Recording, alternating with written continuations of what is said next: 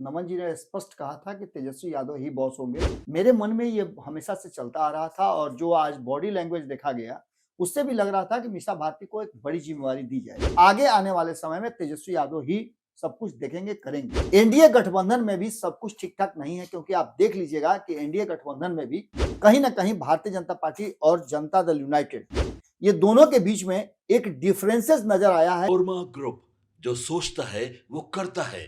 आपके अपने सपनों का आशियाना। देखिए, तो हमारे संपादक नमन मिश्रा हो या हमारे साथ बाबा मौजूद हैं। अब आपको पता चला होगा कि क्यों भारत लाइव एक विश्वसनीय चैनल है।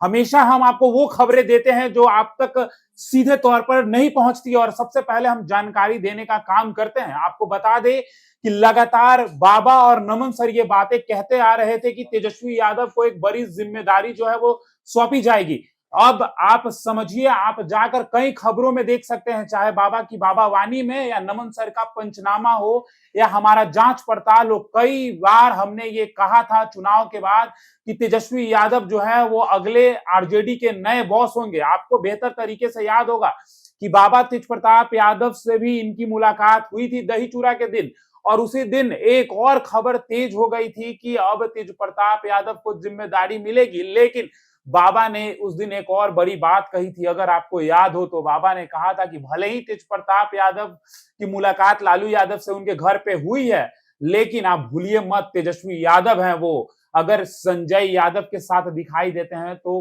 क्या कुछ हुआ ये तो देख लिया आप। अब बाबा से जानेंगे कि अब तो ये जो है ऑफिशियली फैसला ले लिया गया है और तेज प्रताप यादव तेजस्वी यादव के हाथ में कमान सौंप दिया गया है। लेकिन ये एक तरफ की बात है, नीतीश कुमार की भी समृद्धि यात्रा समाप्त होने वाली है और नीतीश कुमार क्या कुछ बड़ा एक्शन लेंगे। बहुत स्वागत है बाबा आपका। धन्यवाद दीपक।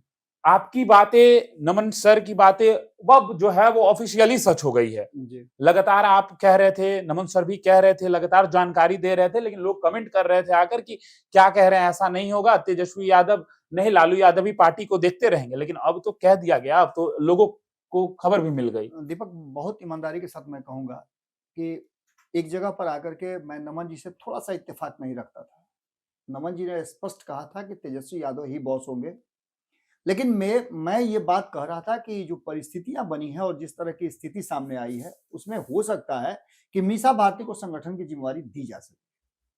मेरे मन में ये हमेशा से चलता आ रहा था और जो आज बॉडी लैंग्वेज देखा गया, उससे भी लग रहा था कि मीसा भारती को एक बड़ी ज़िम्मेवारी दी जाएगी।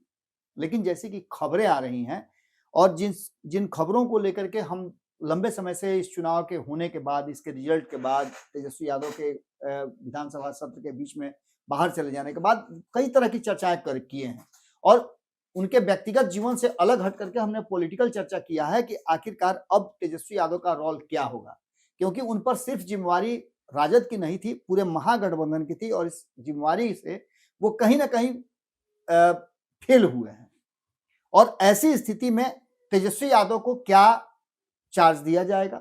क्या तेजस्वी यादव और राजद में एक नया परिवर्तन होगा? बहुत सारी बातें चल रही थी, बहुत सारे मुद्दे पर हम चर्चा कर रहे थे, लेकिन आज लालू प्रसाद ने एक फैसला करके, मैंने पहले भी बताया था कि लालू प्रसाद सिर्फ और सिर्फ तेजस्वी यादव की उन बातों पर मुहर लगा देंगे, उसके ज़्यादा वो कुछ नहीं कर रहे हैं। मैंने कल ही एक खबर की थी जिसमें मैंने कहा था कि बहुत सारे लालू प्रसाद के भक्त हैं, पॉलिटिकल भक्त उनके हैं, जो चाहते हैं कि लालू प्रसाद के हाथ से ही उनको सिंबल मिले। लेकिन 2025 के चुनाव में हमने देखा, 2024 में भी हमने देखा कि सिंबल तो भले ही वो लेकर के लालू प्रसाद के पास गए हों, लेकिन लालू प्रसाद ने उस पर कोई भी प्रतिक्रिया नहीं दी, स्टैच्यू की तरह वो रहे। आज भी जब तेजस्वी यादव उनका पैर छू रहे थे, लालू प्रसाद यादव का एक बड़ी जिम्मेवारी मिलने के बाद, तो ये बातें सार्वजनिक हो गई कि आखिरकार होने वाला क्या है। अब इसमें 2-3 बातें बड़ा महत्वपूर्ण हो गई हैं। पहली तो ये कि बिहार में कुछ बड़ा होने वाला है, ये हम बार-बार कह रहे हैं। अभी भी हम उस लाइन से हटे नहीं हैं, क्योंकि तेजस्वी यादव को एक बार जब लालू प्रसाद ने एक बड़ी जिम्मेवारी दी थी, पार्टी का एक तरह समझिए तो सिर्फ घोषित नहीं किया था, उनको पूरा कमान दे दिया था। तब भी एक बड़ा परिवर्तन हुआ था और बिहार में सत्ता का परिवर्तन हुआ था। इस सत्ता के परिवर्तन के साथ-साथ जो कुछ भी देखने को मिला था, वो साफ-साफ इशारा कर रहा था कि आगे आने वाले समय में तेजस्वी यादव ही सब कुछ देखेंगे, करेंगे। सर्वसर्वा होंगे। सर्वे-सर्वा होंगे। अब जो वर्तमान स्थिति बनी है, उसमें एक संशय ज़रूर था कि इसके बाद क्या होगा? लेकिन जो परिस्थितियाँ बनी हैं कि बिहार में आगे नीतीश कुमार के फैसले पर सब कुछ टिका हुआ है। जी। जो हमारी जानकारी है उस जानकारी के अनुसार एनडीए गठबंधन में भी सब कुछ ठीक ठाक नहीं है, क्योंकि आप देख लीजिएगा कि एनडीए गठबंधन में भी कहीं ना कहीं भारतीय जनता पार्टी और जनता दल यूनाइटेड, ये दोनों के बीच में एक डिफरेंसेस नजर आया है। जो अंतिम यात्रा का, जो पहले चरण का अंतिम यात्रा वैशाली में जो चल रही थी नीतीश कुमार की, नीतीश कुमार ने मंच पर जिस तरह से अपने लोगों को बुलाया, सम्राट चौधरी भी उस मंच पे खड़े थे। हमने बहुत ही स्पष्ट इन कानों से सुना है और उसके विजुअल्स भी हैं, जिसमें नीतीश कुमार ने साफ साफ कहा है कि कहां है जी। उन्होंने उमेश कुशवाहा को बुलाया और कहा कि ये देखिए, ये लोग हैं हमारे लोग जो बहुत अच्छा काम करते हैं, हमारे साथ मिलकर के लोगों ने बहुत कुछ काम किया है। और उसी मंच पर कहीं ना कहीं एक साइड में खड़े सब कुछ देख रहे थे, और इस सब कुछ देखने के बाद एक भी प्रतिक्रिया अपनी तरफ से नहीं दिया सम्राट चौधरी। सम्राट चौधरी का बॉडी लैंग्वेज देख करके ऐसा लग रहा था कि कुछ तो अलग हो रहा है। ऐसी स्थितियां कई बार 2022 से लेकर के 2024 के बीच में हमने देखा है तेजस्वी यादव का, जब वो नीतीश कुमार के साथ सरकार में हुआ करते थे। खैर, इन सब बातों से हम आगे निकलते हैं। तो नीतीश कुमार की समृद्धि यात्रा समाप्त होने के बाद नीतीश कुमार बड़ा फैसला लेने वाले हैं, और निश्चित रूप से इस फैसले की तरफ अब उनका कई कदम आगे बढ़ चुका है। सबसे पहली बात तो आप समझिए, भारतीय जनता पार्टी जो एनडीए के 5 घटक दल हैं उनकी बात कर लेते हैं, और विपक्ष की भी हम बात कर लेते हैं। तो एनडीए के 5 घटक दलों में आपने देखा होगा कि भारतीय जनता पार्टी ने अपना राष्ट्रीय अध्यक्ष बना दिया, एक युवा को मौका दिया है, और बिहार से ही है नितिन नवीन। उसके बाद तेजस्वी यादव आज कार्यकारी अध्यक्ष बन गए। लेकिन एनडीए के एक और घटक दल है हिंदुस्तानी अवाम पार्टी। जीतन राम मांझी ने अपने पुत्र को, कल ही उनसे हमारी मुलाकात हुई, और उन्होंने एक तरह से समझिए कि वो लिट्टी जो भोज उनका था, उस लिट्टी भोज को उन्होंने एक तरह से पॉलिटिकल गैदरिंग का भोज बना दिया। और जितने भी पॉलिटिशियंस हैं, यहां तक कि राज्यपाल से लेकर के मुख्यमंत्री तक, दोनों उप मुख्यमंत्री सहित कई मंत्री उनके यहां पहुंचे थे। कहीं ना कहीं संतोष सुमन का ग्रूमिंग जो है अब अंतिम चरण में चल रहा है, और संतोष सुमन ने एक तरह समझिए कि जीतन राम मांझी की विरासत को संभाल लिया है, एक युवा है। इसके बाद चिराग पासवान, ऑलरेडी आप देखिए कि एनडीए के घटक दल हैं, चिराग पासवान ने भी बेहतर प्रदर्शन किया है। चिराग पासवान ने अगर इनफैक्ट कहा जाए तो सबसे बेहतर प्रदर्शन किया है, क्योंकि 2024 में भी आपने देखा और 2025 में भी आपने देखा कि उन्होंने हारी हुई बाजी को जीत में बदलवा दिया। बिल्कुल, 29 सीटों पर ऐसी 27 सीटें थी जहां तक आज तक एनडीए को कभी बढ़त नहीं मिली बिल्कुल, थी। बिल्कुल। लेकिन चिराग पासवान ने 29 में से 19 जी, सीटें लाकर दी। जी। दूसरी तरफ दीपक प्रकाश, उनको भी आपने देखा होगा, उपेंद्र कुशवाहा ने अपनी पार्टी का कमान एक तरह से दे ही दिया। जब मंत्री बना दिया तो आगे आने वाले समय में उनको कमान देंगे भी। हालांकि अभी उपेंद्र कुशवाहा बहुत फिट हैं, इसलिए उम्मीद की जा सकती है कि उनको 1 आध साल और वेट कराएंगे, और उसके बाद वो जो भी उनको देना हो। ऐसे में दीपक ये स्पष्ट नजर आ रहा है कि कुछ बड़ा होने वाला है। लेकिन इन सभी बातों के साथ साथ जो नीतीश कुमार का बॉडी लैंग्वेज है वो एक अलग कहानी कह रहा है। और आप इतनी बात समझ लीजिए कि अब इसके बाद जो राजद की राजनीतिक प्रकृति होगी, राजद किस रास्ते चलेगी, उस पर अब सभी की नजर होगी। सबसे बड़ी बात की नजर तो पहले से भी थी, और आपने देखा भी होगा कि तेजस्वी यादव जो हैं वो लगातार पार्टी के सारे फैसले उन्हीं के थ्रू होता था और उन्हीं के द्वारा लिया जाता था। लेकिन कुछ फैसले ऐसे हुए, देखिए असल होता क्या है ना कि जब हार जाते हैं आप, तो आप पे कई तरह के तोहमत लगते हैं, इसने गलत किया, उसने गलत किया, उसने ये किया, उसने ये किया। लेकिन जीत के लिए कोई भी तोहमत नहीं लगती है। जीत के लिए सब कुछ सुकून वाला होता है, और जो जीत के में बहुत बड़ा योगदान जिसका नहीं रहता है उसको भी कहा जाता है कि उसने भी अपना योगदान दिया है। तो जो सामने परिस्थिति आई है, निश्चित रूप से लालू प्रसाद को कहीं ना कहीं एक स्टॉपेज लेना था। 13 साल तक लालू प्रसाद लगातार, माफ कीजिएगा 13 बार लालू प्रसाद लगातार राष्ट्रीय अध्यक्ष बने हैं। 5 जुलाई 1997 को जब राष्ट्रीय जनता दल का गठन हुआ था और लालटेन लेकर के लालू प्रसाद ने यह कहा था कि मैं बिहार को बदल दूंगा, तब से लेकर के अब तक लालू प्रसाद उस लालटेन को पकड़े रहे। लेकिन अब चूंकि युग बदल रहा है, सब कुछ परिवर्तन हो रहा है, तो लालू प्रसाद ने सिंबल बदलने तक का अधिकार तेजस्वी यादव को दे दिया। बिल्कुल। अब सबसे बड़ी बात यह है कि इन सब के बाद कुछ लोगों के बयान आने बाकी हैं।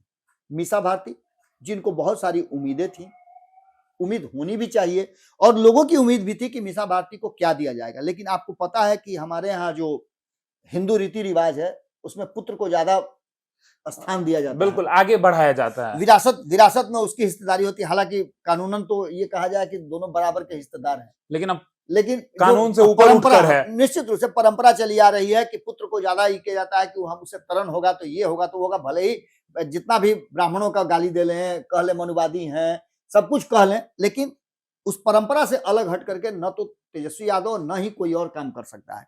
उसके बाद पार्टी को संगठित करने के लिए और पार्टी को एक फोरम में लाने के लिए, मजबूत करने के लिए एक फैसला लेना जरूरी था। यह फैसला लालू प्रसाद ने ले लिया। पार्टी को रखना है कि डुबाना है, क्या करना है, अब तेजस्वी यादव समझे। लेकिन एक सवाल बाबा, जी। सवाल तो मेरे मन में कई हैं, लेकिन हम एक ही सवाल अभी फिलहाल आपसे पूछना चाहते हैं। ये बताइए कि तेजस्वी यादव को जब ये जिम्मेदारी दी गई है, चुनाव के बाद लगातार तेजस्वी यादव को हार का कारण ठहराया जा रहा था, फिर भी अगर तेजस्वी यादव को ये दिया गया है तो उसका वजह क्या है और क्या कुछ रिएक्शन होने वाला है लोगों का? देखिए, निश्चित रूप से तेजस्वी यादव को जिस परिस्थिति में ये कमान दिया गया है वो अनुकूल नहीं है। अनुकूल इसलिए मैं बता रहा हूं कि पार्टी के भीतर अलग अलग फोरम पर आपने 2 दिन पहले भाई वीरेंद्र का बयान सुना होगा, बिल्कुल फैसले सही नहीं लिए गए हैं, विधायकों का आपस में सामंजस्य नहीं होना। हालांकि कई लोगों ने इस बात की खुशी जाहिर की है और ये बात जब ये मीटिंग शुरू हुई थी उससे पहले ही ये जानकारी मिल चुकी थी कि कहीं ना कहीं तेजस्वी यादव को एक बड़ा जिम्मेवारी मिलने वाला है, बड़ी जिम्मेवारी मिलने वाली है। और उस जिम्मेवारी को लेकर के सभी जो तेजस्वी यादव के इर्द गिर्द परिक्रमा करने वाले लोग हैं उन लोगों ने कहा भी था। लेकिन खैर, अब एक सबसे बड़ी बात जो सामने नजर आ रही है कि इसके बाद क्या होगा रोहिणी आचार्य का, जिन्होंने आज इस बैठक के शुरू होने से पहले अपनी बात को रखा था और उन्होंने अपने अंदाज में इन सभी चीजों को घुसपैठिया से लेकर के और क्या क्या कहा, वो सारी बातें आप लोगों ने सुनी बिल्कुल होगी। पहली बैठक को भी लेकर रोहिणी आचार्य ने बाबा बोल ही दिया था कि अगल बगल गिद्ध बैठे हुए हैं, निश्चित रूप से ठिकाना लगाइए उनको। उसकी चर्चा करने की जरूरत नहीं है क्योंकि वो रोहिणी आचार्य का है। लेकिन यहाँ पर एक रिएक्शन जो है अब इंतजार कर रहा है कि रोहिणी आचार्य इसके बाद क्या बोलती हैं और इसके बाद तेज प्रताप यादव का रिएक्शन क्या होता है। क्योंकि तेज प्रताप यादव ने, आपको याद होगा कि उसी दिन ये बात कह दिया था कि राजद को उनकी पार्टी में विलय कर लेना चाहिए, आर हटा के जेजेडी, बिल्कुल आरजेडी जेजेडी, बिल्कुल। तो ऐसी स्थिति में ये तो उनके परिवार का मामला है और इसके बाद मीसा भारती का रिएक्शन क्या आता है, मीसा भारती किस बॉडी लैंग्वेज के साथ निकलती हैं बाहर, क्या करती हैं, ये देखना दिलचस्प होगा। हालांकि मैं बता दूं आपको कि ये फैसला कहीं ना कहीं मीसा भारती, लालू प्रसाद, राबड़ी देवी और तेजस्वी यादव के बीच का ही फैसला माना जा रहा है। लेकिन इस फैसले में परिवार के अन्य सदस्य हैं, उनकी क्या भूमिका रहेगी ये भी देखना दिलचस्प होगा। लेकिन सबसे बड़ी बात कि संजय यादव एंड टीम, इसका क्या होगा। क्या यह शर्त रखी गई है कि संजय यादव एंड टीम को बाहर का रास्ता दिखा दिया जाएगा। वैसे भी संजय यादव का 2029 का चुनाव आने से पहले उनका भी राज्यसभा का सदस्यता समाप्त हो जाएगा, कार्यकाल समाप्त हो जाएगा। बिल्कुल। तो ऐसी स्थिति में एक सबसे बड़ी चुनौती तेजस्वी यादव के पास होगी कि पार्टी, परिवार और अपने लोगों के बीच में कैसे सामंजस्य बिठा करके रखते हैं। कैसे मजबूत तेजस्वी यादव में कैपेसिटी है, कैपेबिलिटी है। मैं बार बार कहता हूं कि तेजस्वी यादव अभी वर्तमान बिहार की राजनीति में और बिहार को समझने वालों में सबसे ज्यादा है, क्योंकि जो बातें वो करते हैं उसके ठीक रिवर्स जो है एनडीए गठबंधन उनसे पहले उसको एक्ट कर देता है। क्योंकि भारतीय जनता पार्टी के पास और एनडीए गठबंधन के पास ये ग्रीवांसेस है कि उसके पास सत्ता है। बिल्कुल। जैसे आप 2500 रुपया माई बहन योजना की बात कर लीजिए, आपने जैसे शुरू किया तो भारतीय जनता पार्टी और एनडीए गठबंधन के साथियों ने मिलकर के एक ही बार 10,000 रुपया 4 महीने का इंस्टॉलमेंट दे दिया। ये असर किया, इससे कोई इनकार नहीं कर सकता है। 2020 की बात करें तो तेजस्वी यादव का ही वो फंडा था जिसमें उन्होंने कहा था कि युवाओं को पहली कलम से 10 लाख सरकारी नौकरी, 10 लाख लोगों को सरकारी नौकरी देंगे। नीतीश कुमार के साथ आने के बाद उसमें एक्ट भी हुआ और 10 लाख की जगह पर 50 लाख लोगों को सरकारी नौकरी और रोजगार मिला। उसके बाद उन्हीं का ये है कि उन्होंने कहा था कि 50 लाख से ज्यादा लोगों को मैं रोजगार और नौकरी दूंगा यदि 2025 में जीत करके आ जाता हूं। तो सरकार में बैठी हुई एनडीए गठबंधन ने उसे 1 करोड़ तक कर दिया। तो निश्चित रूप से तेजस्वी यादव में पोटेंशियल है। अभी जो वर्तमान में जितने भी नेता आपको नजर आए, जिन लोगों का नाम मैंने जुड़ाया, चाहे वो नितिन नवीन हो, चाहे इसके साथ सम्राट चौधरी को भी, चूंकि बिहार में वो काम कर रहे हैं, उनकी बात कर लीजिए। इसके अलावा तेजस्वी यादव की संतोष सुमन की बात कर लीजिए, चिराग पासवान की बात कर लीजिए, दीपक प्रकाश की बात कर लीजिए। ये सभी लोग जो वर्तमान में बिहार की राजनीति में अपनी अपनी पार्टी का कमान अपने हाथ में लिए हुए हैं, ये सभी अच्छा काम कर रहे हैं। और तेजस्वी यादव को हार जाने से ये नहीं कहा जा सकता है कि तेजस्वी यादव कमजोर है, उनकी पार्टी कमजोर है। वोट तो वो भी लेकर के आए हैं, लेकिन थोड़ा सा आंकड़ों के हेर फेर में आपको पता है कि नंबर बदल जाते हैं। जैसे 2020 में भी आपने देखा होगा कि सबसे बड़ी पार्टी बने थे। अभी जो वर्तमान स्थिति बनी है उसमें कहीं ना कहीं एक बात तो साफ साफ नजर आ रहा है कि अब यह मामला पार्टी से जुड़ा हुआ तो है ही, लेकिन इसके साथ साथ इस मामले में रोहिणी आचार्य का, तेज प्रताप यादव का और इसके साथ साथ मीसा भारती का क्या रिएक्शन होता है ये देखना बड़ा दिलचस्प होगा। क्या उनके बयान आते हैं ये दिलचस्प होगा, और इसके साथ साथ संजय यादव का और उनकी टीम का क्या होता है उसका भी एक बड़ा आने वाले समय में देखने को मिल सकता है।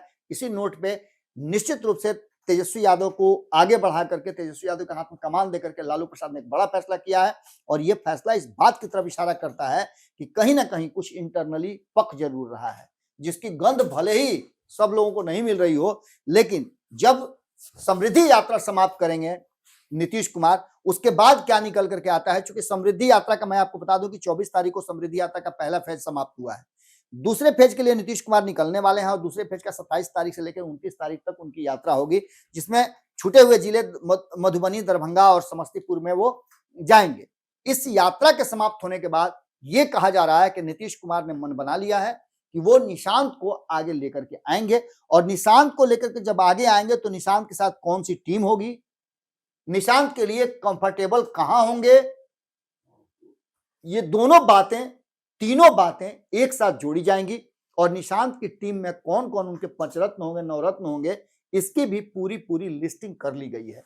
जल्दी ही हम वो भी खबर आपको बताएंगे। हमने एक खबर इस पर बताया था कि निशांत ने अपनी टीम सेलेक्ट कर ली है कि उनके साथ कौन लोग काम करेंगे। जैसे तेजस्वी यादव को कमान मिल गया, वैसे निशांत को भी पार्टी का कमान मिल सकता है, और जल्दी ही आपको बिहार में एक बड़ा राजनीतिक जो फैसला है उलटफेर का, वो आपको देखने को मिल सकता है। इस पूरे मामले को लेकर के समृद्धि यात्रा खत्म होने का और शुरुआत होने का इंतजार किया जा रहा है कि जब विधानसभा की कार्रवाई शुरू हो तो उसके बाद क्या कुछ निकल करके सामने आता है। और देखिए लोगों का क्या कुछ रिएक्शन होता है तेजस्वी यादव को लेकर, वो भी भारत लाइव पे आप जरूर देखें। हमारी एंकर ग्राउंड जीरो पर मौजूद हैं और वो लोगों से पूछेंगे भी कि तेजस्वी यादव का जो ये कमान दिया गया है उसको लेकर लोगों को क्या कुछ कहना है, क्योंकि एक तरफ तेज प्रताप यादव है और उनकी बहन, जैसा कि बाबा ने आपको बताया है, तो सब कुछ देखना दिलचस्प होगा। फिलहाल इस खबर में इतना ही। बने रहिए भारत लाइव के साथ। धन्यवाद। आपके सपनों को हमने सजाया है, ई होम्स पैनोरामा को हमने बनाया है। ई होम्स मेरा एक सपना था जिस पे मैं पिछले 4 साल से काम कर रहा था। हमने जो बनाया है वो सबने है माना। ई होम्स पैनोरामा में हो आपका भी आशियाना। और फाइनली हमने 2021 में इस प्रोजेक्ट को लॉन्च किया। बहुत लोग अप्रिशिएट कर रहे हैं कि पूर्णिया जैसे शहर में, बिहार के, एक तो बिहार की बात करें उसमें भी पूर्णिया जैसे छोटे जगह में इस तरह का लाइफस्टाइल देना, ये सुन के हम लोगों को बहुत अच्छा लगता है। ई होम्स में हमने कुछ और भी किया है, जैसे हम जिस जगह में रह रहे हैं हमारे फैमिली सिक्योर हो, उनको सिक्योरिटी का ध्यान में रखा है। आपकी सुविधा और सुरक्षा आपके लिए खास है, ये आपका विश्वास है। इसमें आर्टिफिशियल इंटेलिजेंस का 7 लेयर सिक्योरिटी का हमने इस्तेमाल किया है। लस ग्रीन कैंपस को बनाया है। यदि हमारा बाउंड्री वाल है तो वो वर्टिकल गार्डन है। ये जितनी भी फैसिलिटी होता है एक इंटरनेशनल टाउनशिप में, ई होम्स है, ये हम लोग विश्वास नहीं कर पा रहे हैं। जो भी हमारे मित्र, दोस्त या जो भी हमारे बाहर के बाहर आते हैं तो हम लोगों को बहुत अच्छा सुनने को मिलता है और बहुत अच्छा क्रेडिट मिल रहा है। वो सारा हमने सिर्फ एक बिल्डिंग नहीं बनाया, हमें एक बहुत अच्छा लाइफस्टाइल दिया ई होम्स में, और मेरा एक सपना था जिसको मैं आज फुलफिल होते हुए देख रहा हूँ। ये आपका आवास है। ई होम्स पैनोरामा में अब आपका निवास है। E Homes Panorama, luxurious lifestyle redefined. Panorama group, जो सोचता है वो करता है। अगर ये वीडियो पसंद आई और वह बिहार के राजनीति और बिहारियत से सरोकार रखेनी तो सब्सक्राइब बटन दबा के चैनल के सब्सक्राइब कर ली। ओजे एगो घंटी बा, ओकरा बटन दबा देला से कुल सटीक और मारक खबर रुआ मुफ्त में मिल जाई। अगर रुआ पत्रकारिता के हमनी के नया प्रयोग में सहयोग कर चाहतानी तो ज्वाइन बटन दबा दी। पेटीएम नंबर नोट कर ली 9386 816 700।